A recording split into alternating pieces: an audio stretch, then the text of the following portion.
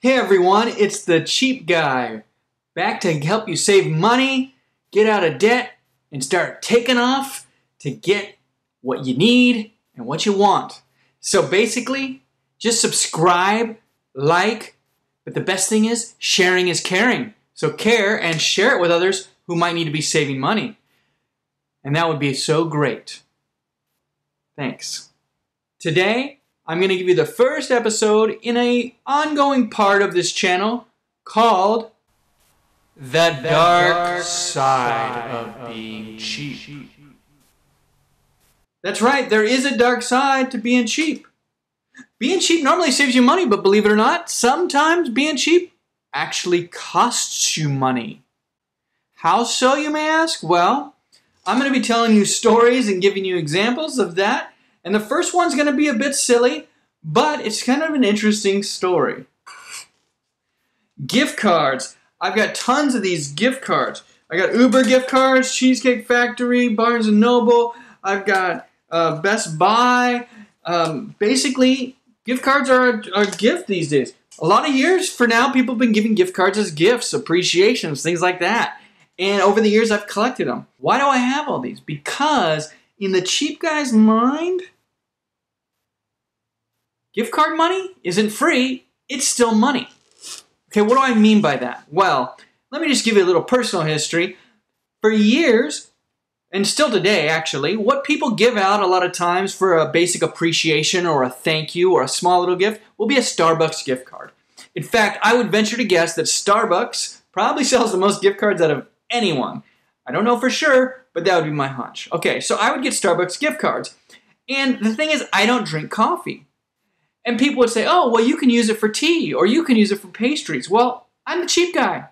I don't buy $7 pastries or $5 teas either. So in general, I had all these Starbucks gift cards that I wasn't using. And then people started finding out, even though I don't like coffee, I do love books. And for whatever reason, I started getting Borders gift cards. Birthday gifts, Christmas gifts, appreciations. I was getting Border gift cards. Sometimes $25, sometimes $50, even $100, okay? I had probably over $500 of Border gift cards.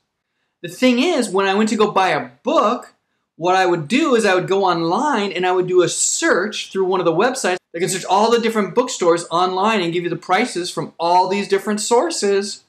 And if I wanted a particular book and it was $13 at Borders, but I could find it for $8 at another site, well, that's a $5 difference. Now, most people would say, hey, that's a free book. Go buy it from Borders. It's a free book. Because you didn't pay for the gift card, so you're not spending any of your own money. Whereas if you have to spend the $8, you're actually spending cash of your own money. And so it's 8 versus 0. But unfortunately, the way my mind was working was, no, it's still 8 versus 13. Assuming I'm going to want to buy stuff from Borders eventually. And if I worked it to the point where every time I used a Borders gift card, that was the most value I could get from that gift card, I wouldn't be wasting any opportunity costs. I wouldn't be wasting any money. So that was the idea. Being from California and the fact that way back when California passed a law that says gift cards never expire, I figured, hey, I'll have this Borders gift card. Eventually, I'll find the perfect marriage where what I want is cheapest at Borders and I use my gift card and I maximize the value of that gift card.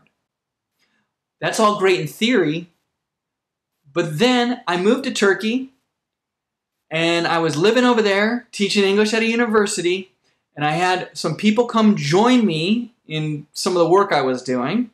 And as we were sitting around getting to know each other, somehow this topic of gift cards came up.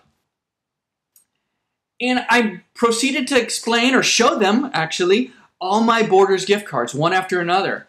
And then one person said, hey, didn't Borders close down? Aren't they bankrupt?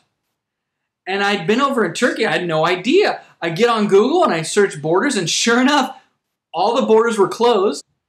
Nobody took anything over from them. Nobody was paying off their debtors.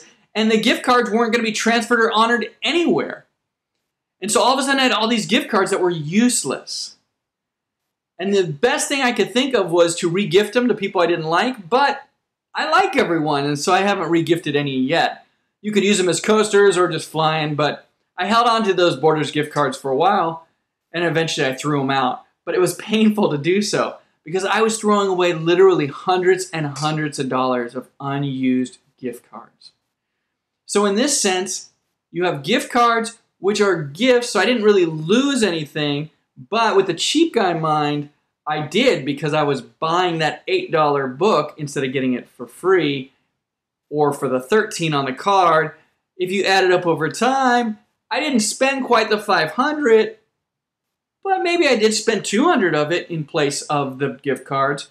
So no matter how you look at it, I lost. No matter how you look at it, being cheap, in this case, didn't save me any money. It actually cost me money. So I want to keep teaching you tips and tricks of how to save money. I want to teach you theory on how to think about saving money and how to go about the process. But I'm also going to, from time to time, share you the dark side of being cheap. And so this was my first example and foray into such a dark side. Thanks for watching. Once again, subscribe if you haven't. Sharing is caring. Share away, like, and tell your friends who need to save money. The cheap guy's there for them. I'll see you soon.